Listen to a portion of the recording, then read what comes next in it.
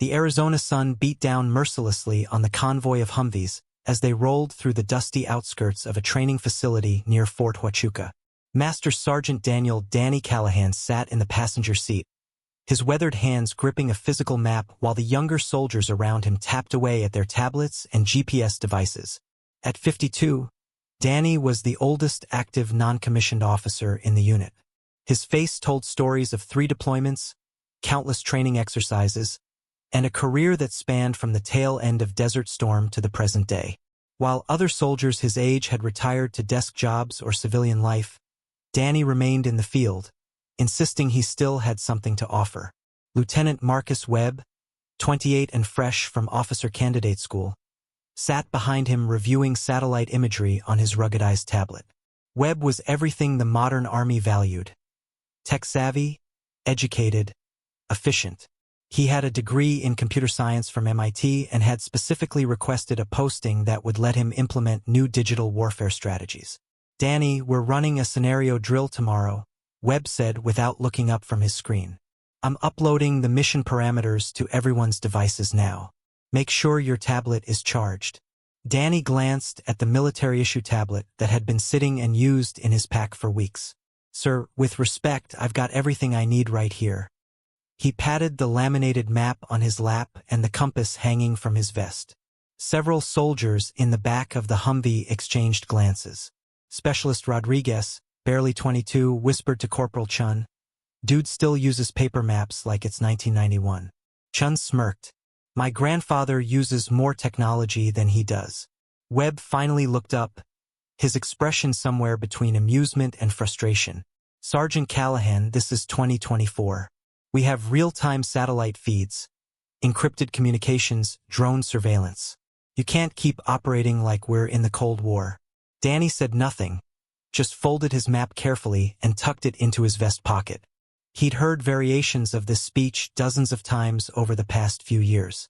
The younger generation saw him as a dinosaur, a relic of a bygone era when soldiers navigated by stars and called in coordinates over crackling radio lines. Back at the barracks that evening, the ribbing continued. During dinner in the mess hall, Private Thompson mimicked Danny's gravelly voice. "Back in my day, we didn't need no GPS. We just followed the smell of freedom and the sound of liberty." The table erupted in laughter. Even Sergeant First Class Maria Gonzalez, who usually defended Danny, couldn't suppress a smile. Danny walked past carrying his tray, heading to his usual spot in the corner. He'd learned long ago that defending himself only made it worse. Let them laugh. He'd seen enough combat to know that confidence in technology could be just as dangerous as overconfidence in one's own abilities. That night, Webb assembled the team for a final briefing. Tomorrow's exercise simulates a reconnaissance mission in hostile territory. You'll be dropped 30 miles into the Sonoran Desert. Your objective is to reach the extraction point within 48 hours while avoiding OPFOR units trying to capture you. He pulled up a holographic display from his tablet. You'll each have full comm systems, GPS tracking, and emergency beacons. This is about testing our new integrated command software. Everything you see, I see. Every position gets logged automatically. Danny raised his hand. "Sir, what's the backup plan if the systems fail?" Webb shook his head. "They won't fail, Sergeant. These systems have triple redundancy, military-grade encryption, satellite uplinks. Besides, this is just training. We're not actually in a war zone. But what if?" "Sergeant Callahan, I appreciate your historical perspective, but trust me, we've moved beyond needing analog backups. Focus on learning the digital systems." "That's an order." The next morning, 3 helicopters dropped 9 soldiers deep into the desert at 0600 hours. Danny, Webb, Rodriguez, Chun, Thompson, Gonzalez, and 3 others formed a single squad. The temperature was already climbing toward 90 degrees. Webb immediately pulled out his tablet. "All right, everyone sync up. I'm seeing all your signals. We head northeast, following this ridgeline. Stay sharp for OPFOR." They moved in formation, weapons at the ready despite firing only blanks. The desert stretched endlessly in every direction, a sea of sand, cacti, and jagged rock formations. Hours passed. The sun climbed higher, Danny walked at the rear of the formation, periodically checking his compass and glancing at landmarks. Something felt off. The ridge they were following seemed wrong, too far west based on the sun's position. "Lieutenant," Danny called forward. "I think we might be drifting off course." Webb didn't even look back. "GPS says we're right on track, Sergeant. Keep moving." At 1,400 hours, everything changed. A massive solar flare, unusual for its intensity and timing, erupted from the sun. Within minutes, every electronic device in the squad went dead. Tablets flickered and died. GPS units showed error messages before shutting down completely. Even the emergency radios produced nothing but static. Webb stopped in his tracks, frantically tapping his dark screen. What the hell? His voice carried an edge of panic he tried to suppress. Rodriguez pulled out his phone. Nothing. Not even a signal bar. Chun checked his GPS unit. Completely fried. The desert suddenly felt much larger and far more dangerous. Webb gathered the squad in the shadow of a large boulder formation, trying to maintain composure. His hands kept reaching for the dead tablet hanging from his vest like a useless piece of plastic. "Okay, this is just a temporary glitch. Solar interference, maybe. The systems will reboot. Give it a few minutes." Danny stepped forward, pulling out his compass and map. "Sir, we need to establish our position manually. Based on the sun angle and the time we've been walking, I estimate we're about here." He pointed to a spot on the map that was 3 miles west of where Webb thought they were. Webb's jaw tightened. "Sergeant, I had GPS confirmation 15 minutes before the blackout. We're exactly where we need to be. With respect, Lieutenant, GPS can drift in desert terrain. The magnetic anomalies in these rock formations can throw off the readings. I've been tracking our shadow movement and the landmarks. We've been drifting west for the last 2 hours." Thompson snorted. "Are you seriously suggesting we navigate by shadows?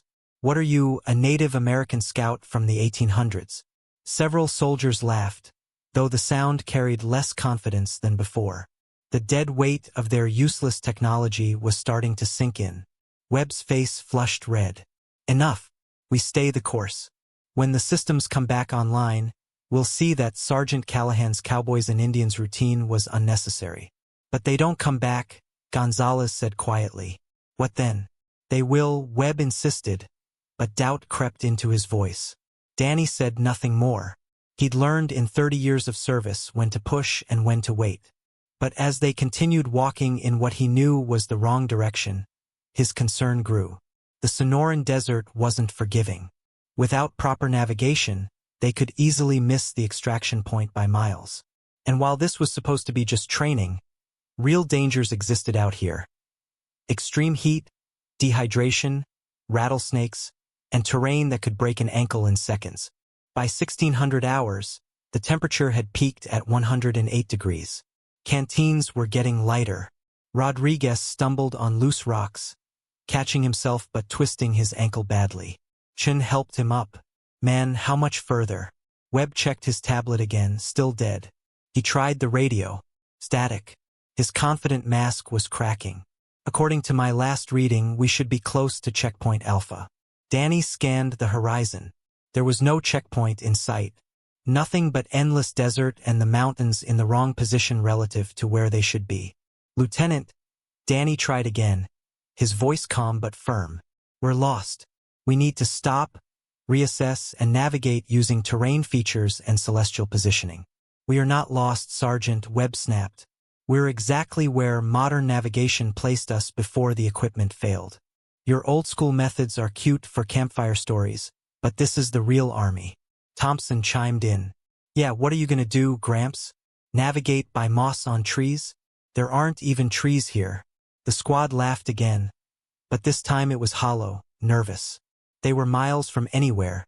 The sun was merciless, water was running low, and their golden boy lieutenant was clearly in over his head. Danny looked at each of them, then at the sun dropping slowly toward the western horizon.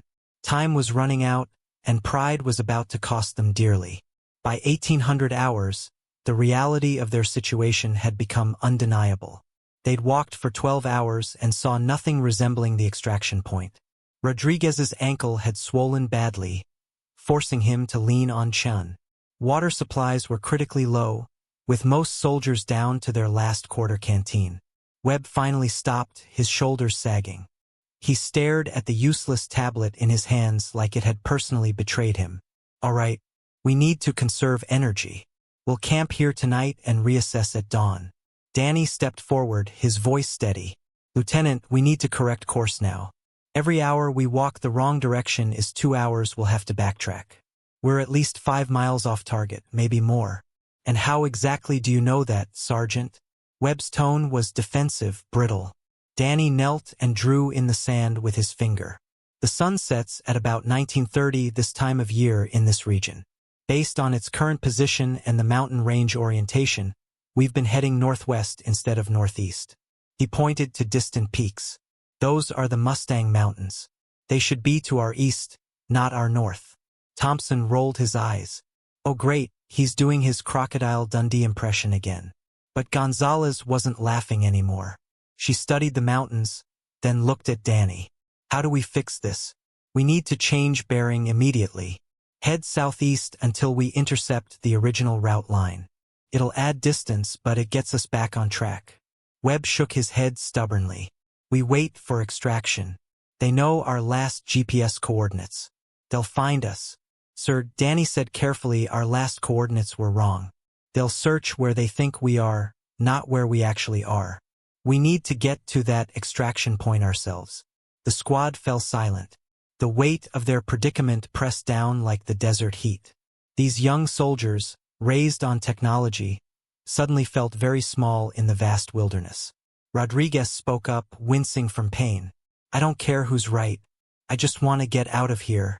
My ankle's killing me." Webb looked around at his squad. Exhausted, scared.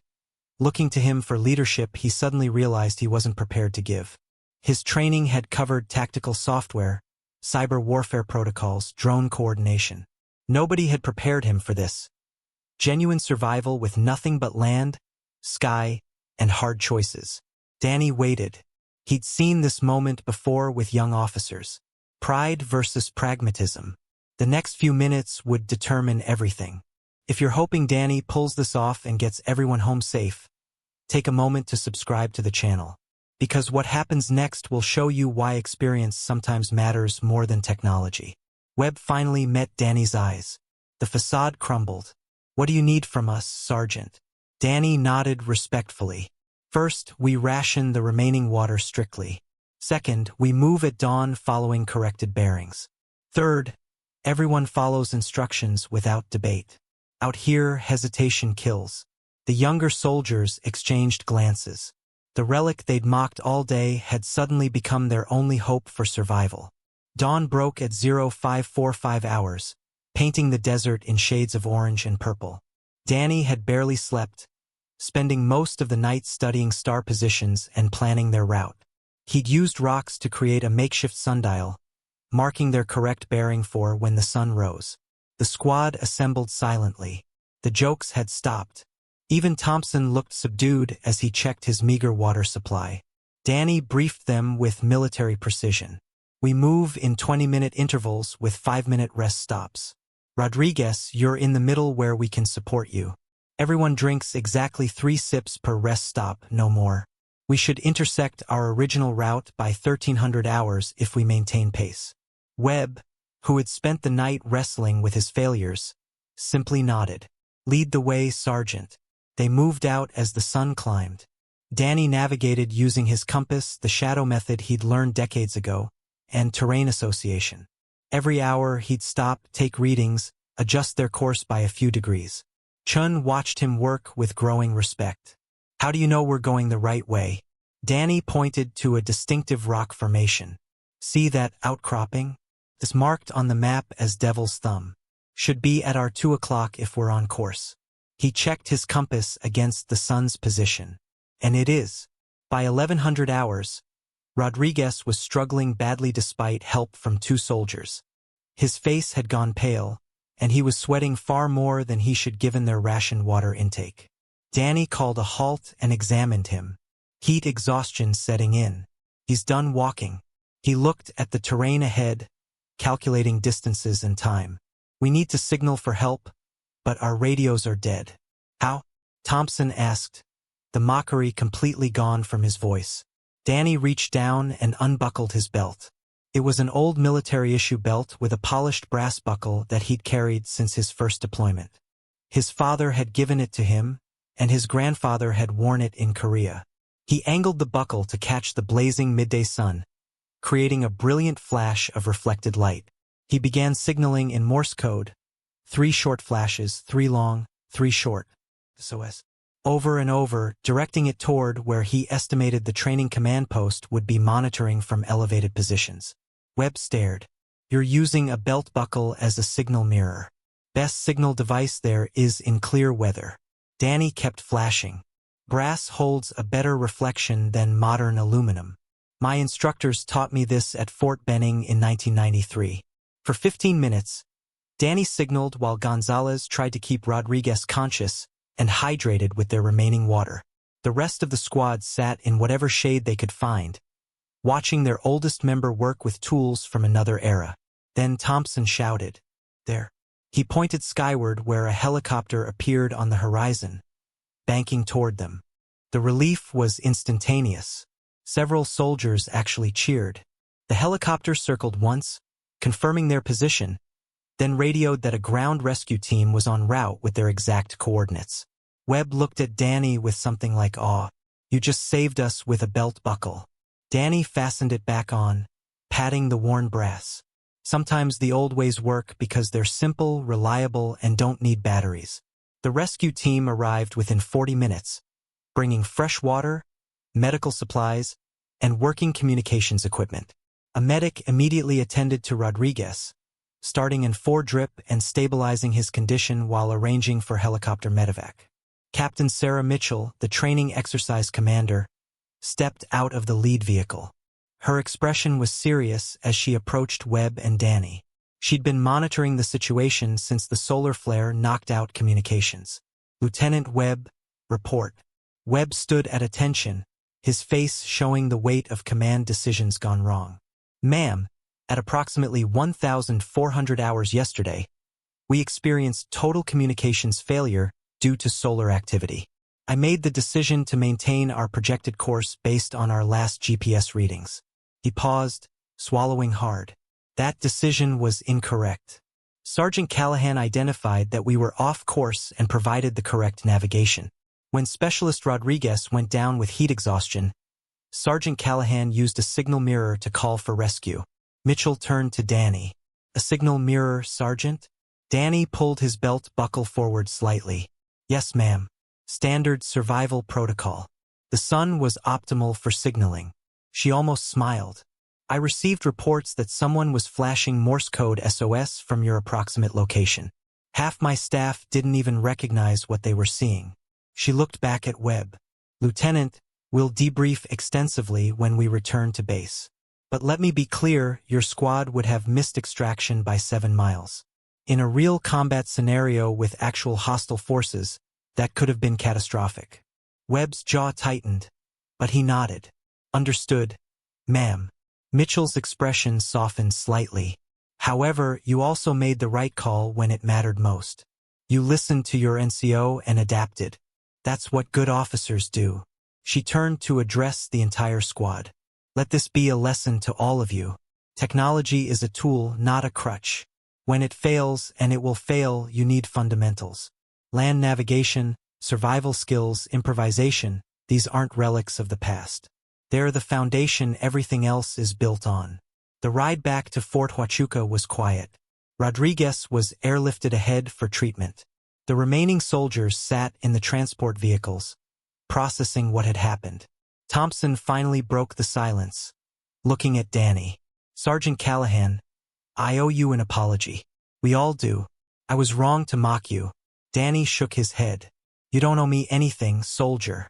You learned something valuable and nobody got seriously hurt. That's a win in my book. Chun leaned forward. Can you teach us? The old school stuff? Land, NAV, signal methods, all of it? Danny glanced at Webb, deferring to the officer's authority. Webb met his eyes with newfound respect. I think that's an excellent idea, Corporal Chin. He looked at Danny. Sergeant Callahan, I'm formally requesting you lead a monthly training session on traditional fieldcraft and survival skills. We've been so focused on integrating new technology that we've neglected the fundamentals. Gonzalez grinned. Guess you're not a relic after all, Sergeant. Danny allowed himself a small smile. I'm still old.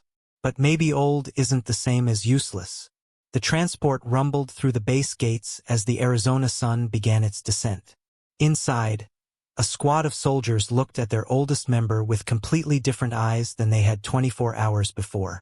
6 months later, Master Sergeant Daniel Callahan stood in front of a classroom filled with soldiers at Fort Huachuca. The room had changed since he'd first started teaching his fieldcraft course.